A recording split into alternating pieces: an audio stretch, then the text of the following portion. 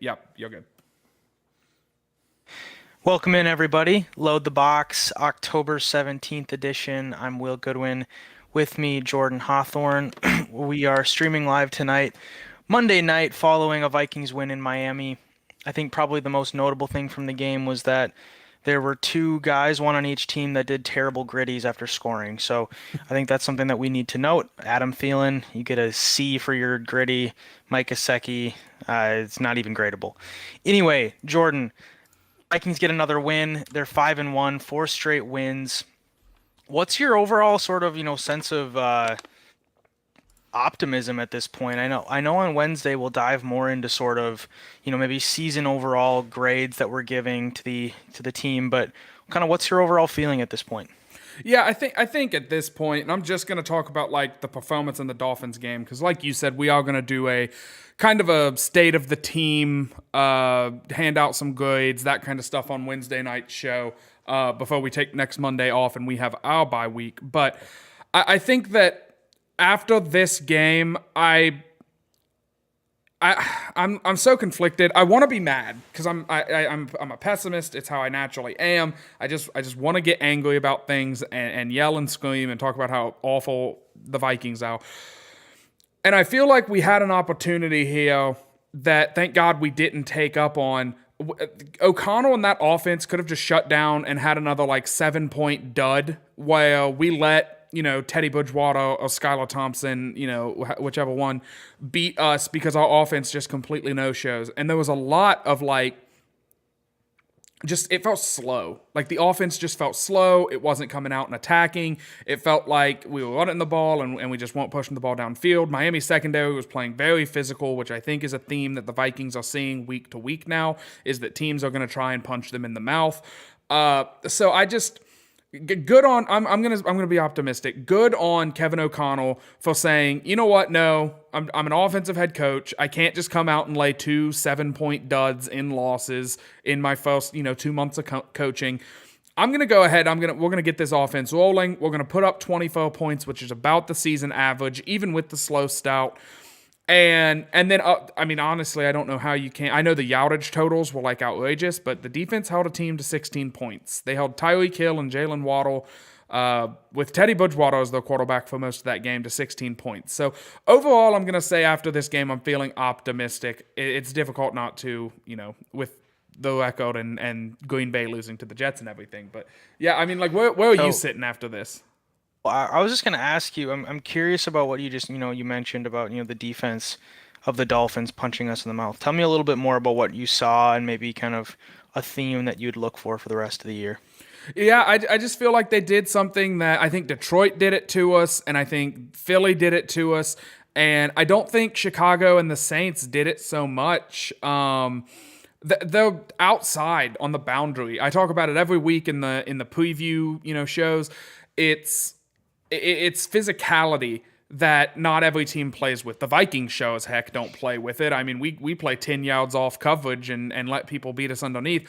Some teams are going to line up on Justin Jefferson and say, okay, well, if you want to be the best wide receiver in the league, how do you handle this? And they're going to straight up mug him off the line. And there's this old, they can't throw a flag on every play. Like, there's that old mentality. So I think you saw Okuda and you saw Darius Slay, and in Sunday's game you saw Xavier Howard just being very physical with Justin Jefferson, and that goes for all of the defensive backs. I'm just naming the top guys. So I think that's going to be a theme. I think teams are going to look at the tape and they're going to say, hey, the Eagles held them to 7 points overall. They got off to a very slow start against the Dolphins, and they didn't exactly dominate the Saints. What did all of those games have in common? They were very physical at the line of scrimmage from the snap. Obviously, you have to let up once they get down the field. But if you play teams that are getting pressure, which we can talk about the O-line in a little bit, I think that it's easy to just say, like, okay, well, don't let the receivers stout their routes for an extra second. And now everything's a second behind. The line's collapsing. Cousins goes down. It looked like and I'm not going to swear, it looked like a cluster, to start the day. But good on O'Connell. And also, there's the X's and O's, but then there's the Jimmies and Joes that went out there and they did it, and they adjusted and they started playing well. Jefferson goes over 100 yards against a physical Miami defense.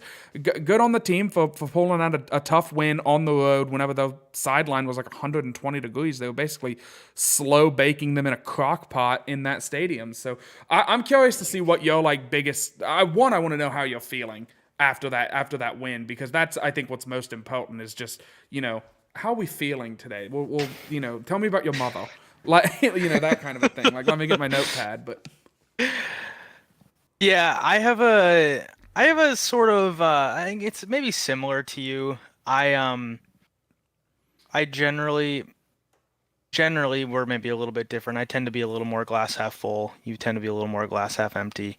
So I think my glass half full is still kind of there today. I mean, I think the things that I keep coming back to is like, there's this general sort of like negativity on Twitter, people freaking out about the Vikings, barely beating all these teams or whatever, having four straight one possession wins. Things that good teams do is they win the games they're supposed to win. The Vikings were supposed to win each of the last four games, and what did they do? They won each of the last four games.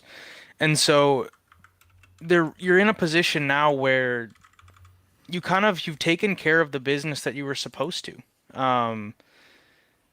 And honestly, I mean, not to pat myself on the back, but this is a scenario that I honestly saw the Vikings being in after 6 weeks heading into the bye. I think in my preseason predictions, I saw the Dolphins beating the Vikings, but that was assuming that Teddy Bridgewater, or not, excuse me, that Tua was going to play. This game plays out differently if Tua plays, I'm sure of it. But the reality is we played their backup quarterback and we took care of business as we needed to. Now, that being said, there's a lot of holes, there's a lot of things that need to be fixed. The defense was not perfect yesterday. They had a few drives in the first half where we were definitely, beat most of the drive and then kind of stiffened at the end as we needed to. And that's kind of been a theme for the defense, right? They kind of bend and bend and bend, and then they kind of stiff up and they don't break at the end of said drives or said games. The offense was just weird. We can get into that a little bit, but 10 3 and outs out of 15 drives, that's bad. That's like, there's no two ways about it. That's not a good performance. You take the fact that the other four real drives, I mean, the 15th one was a kneel downs, but of basically their 14 drives, they had 10 3 and outs and four scoring drives, which is just very strange. So there's this sort of, what do we take from this? Where is this team actually at? Well, the reality is this team is at 5-1. And so you take the fact that you haven't played well, you haven't played up to your potential. This game probably was one where I'd probably give the overall, especially the offensive performance, a C- or something. Like, it was a very not good performance as a whole. But like you said, they still ended up with 24 points, and they still did enough to win the game. And the defense did plenty to win the game. So you take where you're at, and the thing that the players and the coaches keep coming back to, which is absolutely true, is you'd much rather have these scenarios where you have things to fix winning games. After games that you lose, it's a lot more painful to fix errors. When you win a game like this, you can go back, you can study it, and you can try and fix it with the knowledge that you haven't given these games away. So overall, I have a much more positive feeling than maybe most of what Vikings Twitter seems to be, freaking out about. Last thing I'll say, and then I think we should talk a little bit. You mentioned the offensive line. I'm curious about your thoughts on that. yeah, The last thing I'll say is that, I mean, if the worst knock that we have on this team, as a whole after 6 weeks, is that, they're not winning by as much as we'd like them to, or they haven't played up to their potential yet. That's a great place to be in. And if we're sitting here assuming that a team with a rookie head coach being 5-1 after 6 games, and we're thinking that that's a bad thing, and we're thinking that this coach should have everything buttoned up and everything should be, perfectly operating like a Bill Belichick run team, then we're being silly. And so yeah. being realistic, where we are at is wonderful, and we'll take it any day of the week. So speaking of things that are maybe not so wonderful, tell me kind of what you saw from the offensive line yesterday, a unit that has performed well throughout most of the season, but yesterday kind of laid a big fat egg. Yeah, I wanna kick this off really quickly because I did a little bit of research while you were talking about like winning games that you're supposed to win, and I looked up, and I'm gonna be honest, I had to cherry pick some stats here because originally I looked up the '09 Saints because I was like, what was a gut wrenching loss, and the Saints actually did blow some people out that season, so I was like, okay, well we'll have to sweep that under the rug, whatever. They went like 15-1 in the regular season. Well, no, I don't think the Vikings are doing that. I went back to the 2017 Eagles. And they started their season with a 13-point win, then they lost, and then they won by 3, they won by 2, and then they won by 17, but then the week after that they won by 5. So if we win next week, after the bye, if we beat Arizona by 17, who ironically enough is who the Eagles beat by 17 on this schedule, we're in the same place that the 2017 Eagles were. Nick Mullins is going to come in at the end of the season and win us a Super Bowl, and I think that that's kind of the expectation that we should have. But going back to the offensive line and to your question, sorry, I did want to get that off my chest. But going back to the offensive line, I watched Garrett Bradbury and Ed Ingram. I just get picked up and tossed around like one of these nutcrackers that I have on this shelf back here. I mean, it was easy. They made these Dolphins defensive linemen look. Every one of them looked like Aaron Donald, like in his prime. They looked like, I mean, just the nastiest, most physical defensive line you would ever play against. And it was really, I think it exposed some holes. And I don't know if teams. There's no way that teams did not come into this season knowing Garrett Bradbury was not very good against bull rushes, and Ed Ingram also was not. I think that they did. The Dolphins, excuse me, I guess I shouldn't use vague terms. I think the Dolphins brought a lot of exotic pressures, and they showed, and I think they just fooled our offensive line a lot. There were a couple of plays where you would want to see Garrett Bradbury get help against a big defensive tackle. You'd want to see Ed Ingram get some help. But, one of the guards was just in no man's land blocking nobody while Ingram or Bradbury were, literally getting stiff-armed away while Kirk Cousins is getting pressured up the middle. That's the one thing he can't overcome. And I don't blame him, though. I'm never going to tell you Kirk Cousins getting pressure up the middle has to do something differently. There are not many quarterbacks that can do something different. Even Josh Allen and Pat Mahomes will struggle if you can bring pressure right in their face, because it's really difficult to peel out than it is to just start running away from somebody coming off the edge. So there's extra movement, and there's a twist sometimes that's involved. So I'm not gonna. I think Kirk Cousins played really well yesterday, and I know this isn't a Kirk Cousins topic that I'm talking about, but the offensive line just looked bad. And hopefully, the heat had something to do with it. Hopefully, the Dolphins showing all that, different types of exotic pressures and then dropping out of them. And hopefully, they just got a little confused and we don't play the Dolphins again. And I know the Dolphins, it's kind of their signature thing is they show pressure, they zero blitz, they do all of this stuff. So hopefully, that's one of our tougher matchups that we're going to see defensive line and defensive scheme wise for the line this season. But I mean, we are going to play some really strong interior linemen, and we just have to hope that teams don't apply what the Dolphins did in the weeks to come. And if they do, our line they have to be better. We won't win games the way that we won on Sunday regularly if the line plays that bad, because they were not good at all. I was very disappointed. Yeah, to your point, you mentioned the Dolphins blitzed a lot. I think they blitzed, if I remember the numbers correctly, 51% of snaps. Really? So that would mean they blitzed about 27 times out of 52 snaps, I think, something like that. And then on the flip side there, Kirk Cousins was pressured 45% of the time. So basically, roughly a 1-to-1 sort of ratio of blitz to pressure. So our line and our backs didn't do a great job with holding the pressure. They only allowed 3 sacks, so that part of that is Cousins was able to get the ball away. He still was able to complete 67% of his throws. It's not like he was throwing the ball away a lot. So like you said, I think he performed relatively well. He wasn't amazing, but all said and done, 67% completion percentage, 2 touchdowns, no picks, no fumbles, 104 passer rating. I mean, it's not like he was out there, doing his Patrick Mahomes impression or anything like that, but he did what he needed to do to win the game, and Cousins he gave you a fall B over. plus game, a B plus game yesterday. I mean, yeah. What's he supposed to do? I think he played well considering the fact that half the time he went back to pass, he had a guy coming at him and he was under pressure. Like Yeah. I think, yeah, I think he easily could have melted down, and I could have had a lot of reasons to not wear my Cousins jersey, which I'm not wearing it tonight because I love this sweater and it's kind of chilly in Ohio and I'm in a basement, but.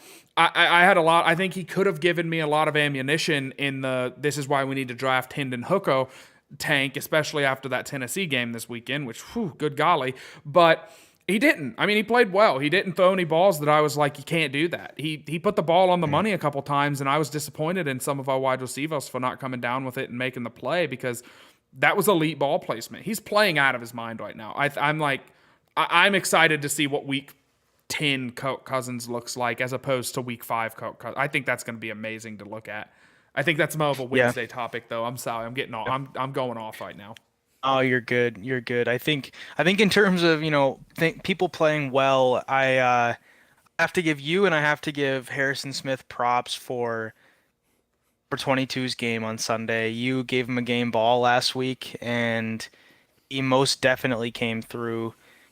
He had the interception off the weird multiple bounce, end of the first half interception that gave us a few points. Yeah. Wrestling like. And then he had the crucial forced fumble on the Jalen Waddle reception late in the fourth quarter. I was sitting there on my couch for like the third game in a row saying like, wow, we're going to lose this game, aren't we? We're going to lose this game. And then Harrison Smith made the play that, we've made every week now for the last 4 weeks. The defense, if you look at the pure yardage, they gave up a lot of yards. But the thing that was, I think Luke Braun mentioned this morning on his Locked On Vikings podcast was you break it apart by like yards per drive and then points per drive. It's honestly not that much because, the Dolphins had 14 drives. And so 16 points divided by 14, that's basically 1 point a drive. An average game does not have 14 drives. An average game has more like 8 to 10, 8 to 12 maybe.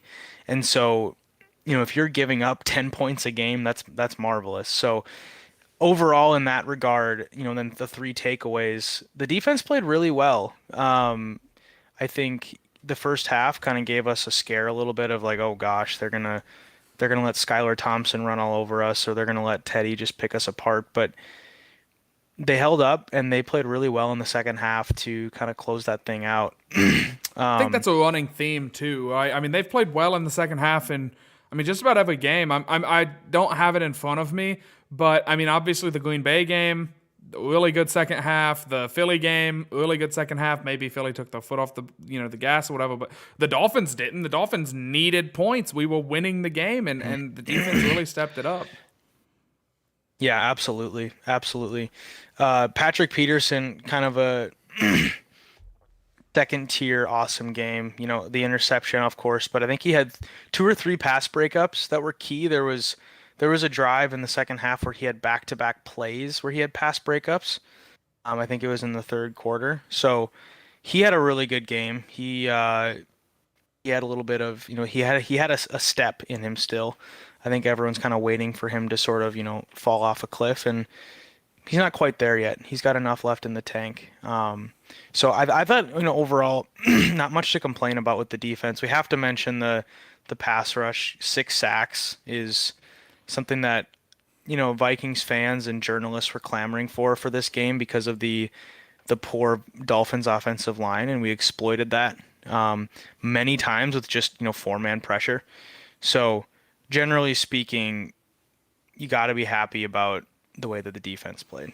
Yeah, I 100% agree with that. I do want to say, if you, I don't know why, but Zadarius Smith, I guess we're just gonna have this like, it's gonna be flipping a coin on whether or not he's gonna come out and he's gonna look like a madman and he's gonna, he looks like Green Bay game, he looked like he was ready to kill somebody. And he was just all over the field, making plays in the run game, going after Aaron Rodgers, making all these plays, talking smack, blah, blah, blah. And then he was quiet for a couple of weeks. And then, this game, it felt like every time they lined up in the shotgun and they did a play action. Zadarius not a play action, excuse me. Every time they ran the ball out of the shotgun or any time, Zadarius was going after Teddy. I don't know what Teddy Bridgewater did to this man, but Zadarius wanted to grab Teddy Bridgewater and drive him back to 2015. And then he could be my quarterback again. But it was just nuts seeing how it's crazy to me how he can. Right, it's crazy to me how he can switch it on and off, but it doesn't feel like it's. I just turn it on, just leave it on. Come out of the bye week against Arizona because we need that. We need this defensive line to have 6 sacks because that makes quarterbacks get anxious. That makes them throw balls that are a little bit, I don't know if you should have thrown that. And that's how Patrick Peterson and Harrison Smith both get interceptions in this game. And, obviously 6 sacks. I mean, 2nd and 17 is really difficult to get out of. Really, really difficult. I was really impressed by the defense. I actually put on the little scrolly thing down at the bottom, the Vikings, overcome a slow offensive stout and they leaned on the defense for once. And that was pretty nice to kind of have that old school Mike Zimmer style of football. Yeah. I would still, how concerned are you? I'm going to ask you this and I think we're kind of nearing the end, putting a bow on things. How concerned are you panicked at all about the offense not having any 56-point performances yet? It's an interesting question. I was pondering that myself yesterday. Generally speaking, maybe from a high level, I'm not concerned. Like I said earlier, 6 games in for a rookie head coach, he's still figuring out how to call plays. He doesn't just have to, sit in the background and kind of be the boy wizard, drawing up offensive schemes. He now has the responsibility of, calling the plays and architecting a game plan. So I'm okay with it. I'm not thrilled with the offense by any stretch, but they've showed enough to where it's clear that there's something there that just needs to be let out. So I'm maybe starting to get concerned a little, but in a lot of ways, we got to give this guy a year. I think there's a lot of you can be reasonable and look at this and say the offense might be uneven all season, and we need to be okay with that. Not that we should give Kevin O'Connell a pass, but also with the understanding of everything's new. Everything's new for this guy and for this whole team. So I'll get concerned, if they start, scoring 17 points regularly. But at this point, I don't have anything to freak out about. Yeah, I think that I'm gonna pass it back to you to give your final thoughts, and then I'll get out of here. But I am just gonna really quickly touch on that. I am concerned just because I was kind of wanting that instant, popcorn style of put it in the microwave, 3 minutes, one off season, boom, bam, we're the best offense in the NFL. I'm impressed by his resilience in that game, which I think he didn't do well in the Philly game. And I'm impressed by, it just feels like this team overall has this sense of we need a play, and then they just do it. And I don't know if that is just a luck thing. I don't know if that is a coaching thing. I don't know what it is. I really don't. I have no idea. I don't know how Madden bakes that into their game of you need a play, you just go get one. You just do it. And it feels like in every situation that we've needed to minus one game, the Vikings have needed to make a play, or even 2 or 3 in some cases, and they go out and they make 2 or 3 plays that end up winning them the game. And I think Cousins put it best in his post-game press conference yesterday when he was talking about, last season I felt like we were playing so well, but we were losing all the time. And I was like, what's going on? This season, I feel like we're not playing well, but we're winning. It's the complete opposite. And I completely agree. Also, Kirk Cousins with all the bling on is the coolest thing I've ever seen, especially with the sweatpants and the white t-shirt tucked in. Just tucked in. Chef's kiss, Coke. Honestly, I want my quarterback to be fun, and I guess I can't expect Kirk Cousins to wear cool sunglasses and smoke cigars and drive cool cars and all that stuff. But you know what? He's doing it. He's embracing it. He's getting, and I'm telling you, this all ends with a Super Bowl chain for Kirk Cousins instead of a Super Bowl ring. He will be the first person to get a chain made for him, and it will be the the most awkward thing of all time. Let's get your final thoughts, and then I'll give mine really quickly, and we'll get out of here. For your final thought, I want you to follow up on that Super Bowl take, whether or not that's actually you predicting a Super Bowl this season. But, I mean, to your thing about Kirk, I think it's marvelous. I mean, you watch those videos with him and the chains and the bling. It's hilarious because you can tell he feels so awkward. Like this is how I would feel. I feel like me and Kirk Cousins are like relatively similar in the sense of like dads, kind of awkward, probably a little bit introverted, like things that aren't that cool. Neither of us are very cool. Now I'm just trying to make myself sound like Kirk Cousins. But anywho, I feel like that's how I would respond in that situation with a bunch of bling on and my shades on and everything, trying to act cool but knowing I'm not at the exact same time. I just think it's wonderful because you can tell he's just embracing how nerdy he is, and the team embracing it. Zadarius Smith is like cheering him on but making fun of him at the same time. It's wonderful. It's part of just the joy that this team has, which I think is honestly a wonderful thing, and I think a big reason why they're 5-1. But my final take, that kind of is it. Apart from just, I'm excited that this was a game that finally the defense sort of won the game for you. Not that we expect the defense to win games for us, but you want to be complementary and you want one to pick up the other when somebody's struggling. And, for the first few weeks, it was the special teams kind of carrying the day. And then this week, it was the defense where you step up in a game where the offense struggles for March of it and you put the clamps on. So it's big to see that happen. Could be a big, growth moment for this team. And last thing I'll say, I think Brian Heinz on Twitter tweeted this yesterday. The last time the Vikings won in Miami was 1976. The Vikings made the Super Bowl in 1976. So on that point, Jordan, your final take, are the Vikings going to the Super Bowl this year? I really wish this was not like a PG rated show. So I could say your GD right there. But I don't know, man. I'm not ruling it out. You're 5-1. This is a Jordan Hawthorne tweet. The last time the Vikings were 5-1, they finished 8-8 and missed the playoffs.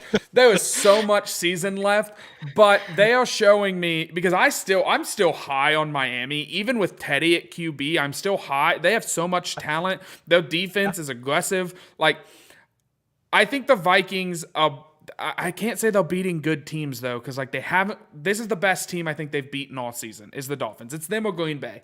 And, I don't know. I think we're going to learn a lot in the second half of the season. I think there is a shot that we go into Buffalo on my anniversary, 7-1 versus 7-1, and that game will tell me a lot about this team. But I don't see any reason why we shouldn't be considered a scrappy team that, if we get hot, we can definitely go to the Super Bowl. We have talent on the outside. We have a quarterback who's good enough. We have a good running back. Our offensive line is playing over its skis. Our defense is bend, don't break. They're not going to let you get behind them. You're going to have to kill them with 1,000 paper cuts. That's Patrick Mahomes' worst nightmare. He sucks against defenses like that. He just wants to throw it deep. So make him throw it short. He doesn't want to do it. He wants to be on ESPN. So, I don't know. We'll see where we end up. If I had to give you a definite answer right now, I would say no, just because the odds, it's my gambling mind saying what are the odds of that actually happening? Everybody stays healthy and everything. But if you wanted what's in here, what's in my little Hawkamaniac heart after I ate all my vitamins and I ate all my vegetables, I'm saying, the Vikings can go to the Super Bowl, and they could probably beat any team in the league. Stack us up against anybody, and we have a puncher's chance because we've got Kirk Cousins, we've got Justin Jefferson, and we got I'm having a stroke. We have Daniil Hunter and Zadarius Smith, and this is the year, and we're winning the Super Bowl, and we're doing the skull chant, and we're going nuts. And tune in on Wednesday for our bye week thoughts. Follow the Twitter at LTB Vikings. Follow him on Twitter at Will Bad Lose. I don't know why. I started thinking it was Bad Loser. Read the Bad Loser blog. It's elite. I shop Unified Athletic. I don't know if I said that. Wednesday, 8:30, 7:30, sorry. Be here, be square, blah, blah, blah, all of that stuff. And And most importantly, as I was doing that, I got a little amped up there. Remember, Skull as always.